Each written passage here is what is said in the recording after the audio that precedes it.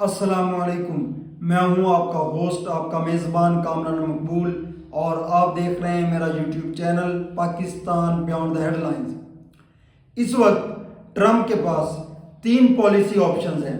اور اگر ٹرمپ ان 3 policy options میں سے کسی ایک کا بھی انتخاب کرتا ہے تو یہ یونائٹڈ اسٹیٹس آف امریکہ اور ٹرمپ کے لیے بھیانک ہوگا۔ آپ اس سے اندازہ لگا سکتے ہیں کہ یونائٹڈ اسٹیٹس آف امریکہ کا ایران کے اندر اٹیک کرنا کتنی بڑی ایک اسٹریٹجک مس کیلکولیشن ہے۔ ہم ان 3 پالیسی آپشنز کو ون بائی ون ڈسکس کریں گے اور دیکھیں گے کہ کس طرح سے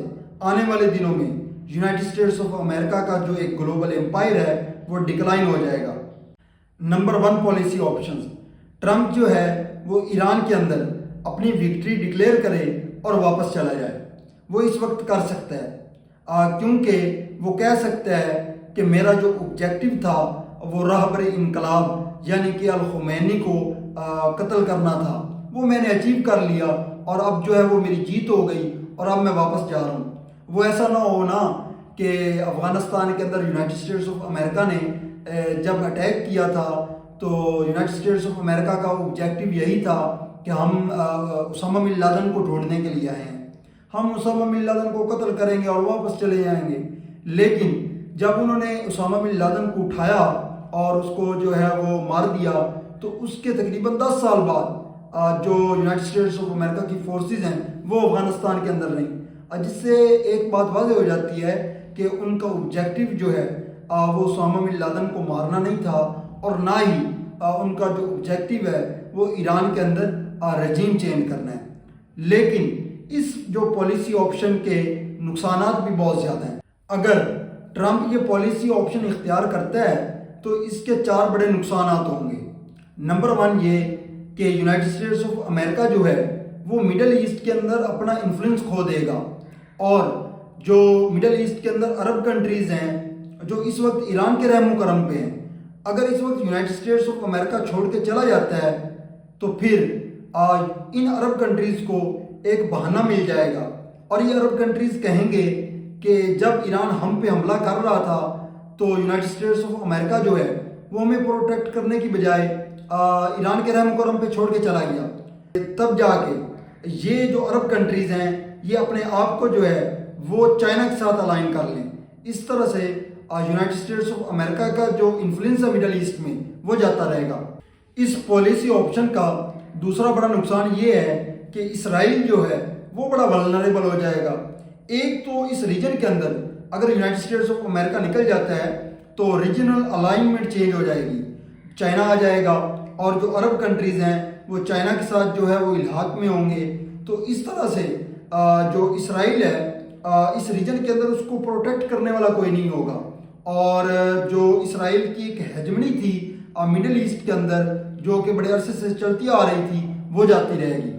تیسرا نقصان اس پالیسی آپشن کا یہ ہوگا کہ جو ایران ہے وہ اس ریجن کے اندر مزید سٹرونگ ہو جائے گا اور ایک ہیجمن کی صورت اختیار کر لے گا، اور بہت زیادہ پاسبلٹی ہے کہ ایران جو ہے وہ نیوکلیئر بام کو ڈیولپ کرنے میں کامیاب ہو جائے۔ اور چوتھا اور سب سے بھیانک اس پالیسی آپشن کا نقصان جو ٹرمپ کے لیے ہوگا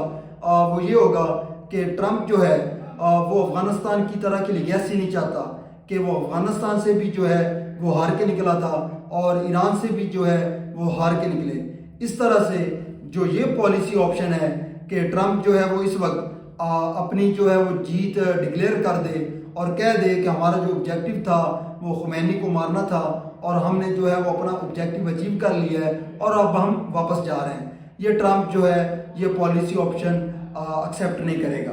ٹرمپ کے لیے دوسرا پالیسی آپشن یہ ہوگا کہ وہ ایران کے اندر اپنے قدم جمائے اور ایران کو جو ہے وہ فتح کرنے کی کوشش کرے۔ لیکن ٹرمپ کو جو ہے وہ اس بات کا خیال رکھنا چاہیے کہ عراق اور افغانستان کے اندر یونائٹڈ اسٹیٹس آف امریکہ کے 7,000 سے زیادہ سولجرز مارے گئے تھے، اور افغانستان کے اندر 20 سال تک لڑنے کے باوجود یونائٹڈ اسٹیٹس آف امریکہ جو ہے وہ اپنا آبجیکٹو گین نہیں کر پایا تھا، اور اس وقت جو ہے وہ یونائٹڈ اسٹیٹس آف امریکہ کے ساتھ نیٹو فورسز بھی شامل تھیں، اور پورا جو یورپ ہے وہ یونائٹڈ اسٹیٹس آف امریکہ کے ساتھ کھڑا تھا۔ لیکن اس کے باوجود جو ہے افغانستان کے اندر طالبان کی حکومت کو ختم نہیں کر پائے تھے، اور اس وقت جو ہے وہ افغانستان کے اندر انہی طالبان کی حکومت ہے جس کو جو ہے وہ یونائٹڈ اسٹیٹس آف امریکہ اور نیٹو کی فورسز جو ہیں وہ کرش کرنے کے لیے گئی تھیں۔ اگر امریکہ جو ہے وہ ایران کے اندر گراؤنڈ انویژن کرتا ہے تو اس کو یہ بات مد نظر رکھنی چاہیے کہ ایران جو ہے وہ افغانستان نہیں ہے۔ ایران کے پاس جو ہے وہ جدید ملٹری ایسٹس موجود ہیں، وہ جو ہے وہ ان امریکنز کو جو ہے وہ ٹارگٹ کریں گے۔ اور ایک اور بات، ابھی ریسنٹلی جو ہے ایران نے اپنا جو سینٹرل کمانڈ سسٹم ہے اس کو ڈی سینٹرلائز کر دیا ہے، یعنی کہ نیچے جو پاور تھی جو کنسنٹریٹڈ تھی اوپر چند لوگوں کے پاس، وہ پورا سٹرکچر جو ہے وہ ڈی سینٹرلائز کیا ہے اور نیچے کمانڈوز کو پاور دے دی گئی ہے، اور ان کو جو ہے وہ احکام دے دیے گئے ہیں کہ اگر اس طرح کی سچویشن ڈیولپ ہوتی ہیں تو آپ کو آرڈر ہے کہ ان کو ماریں۔ آپ اسے اندازہ لگا سکتے ہیں کہ یونائٹڈ اسٹیٹس آف امریکہ کے جو سولجرز تھے وہ افغانستان اور عراق میں بہت کم مرے تھے۔ اگر ایسی سچویشن جو ہے وہ ایران میں بنتی ہے، یہ گراؤنڈ انویژن کرتے ہیں یا گراؤنڈ پہ اترتے ہیں، تو جو ایران کے کمانڈوز ہیں، ریولیوشنری گارڈز ہیں، وہ یونائٹڈ اسٹیٹس آف امریکہ کے جو سولجرز ہیں ان کو بہت زیادہ ماریں گے۔ Number 3 policy options. ٹرمپ جو ہے وہ ایران کے اندر نیوکلیئر اٹیک کر دے۔ اگر یونائٹڈ اسٹیٹس آف امریکہ جو ہے وہ ایران کے اندر نیوکلیئر اٹیک کرتا ہے تو اس کا جو سب سے زیادہ خطرہ ہوگا نیوکلیئر ریڈیشنز کا وہ عرب کنٹریز کو ہوگا، اور وہ عرب کنٹریز جو ہیں وہ یونائٹڈ اسٹیٹس آف امریکہ کی الائز ہیں۔ اور دوسرا، اگر یونائٹڈ اسٹیٹس آف امریکہ جو ہے وہ نیوکلیئر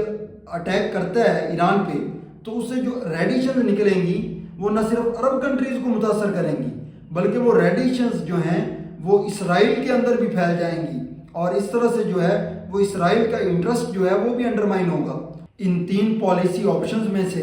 ٹرمپ جو ہے وہ کوئی سا بھی اختیار کر لے، ٹرمپ کے حصے میں ناکامی ہی آنے والی ہے، اور ٹرمپ جو ہے وہ کوئی اچھی لیگیسی نہیں لے کے جائے گا، اور دنیا جو ہے وہ ٹرمپ کو اسرائیل کے ہاتھوں یوز ہونے والا ایک کھلونا ہی سمجھے گی۔ لہٰذا بہتر تو یہی ہے کہ ٹرمپ کو پہلا پالیسی آپشن اختیار کر لینا چاہیے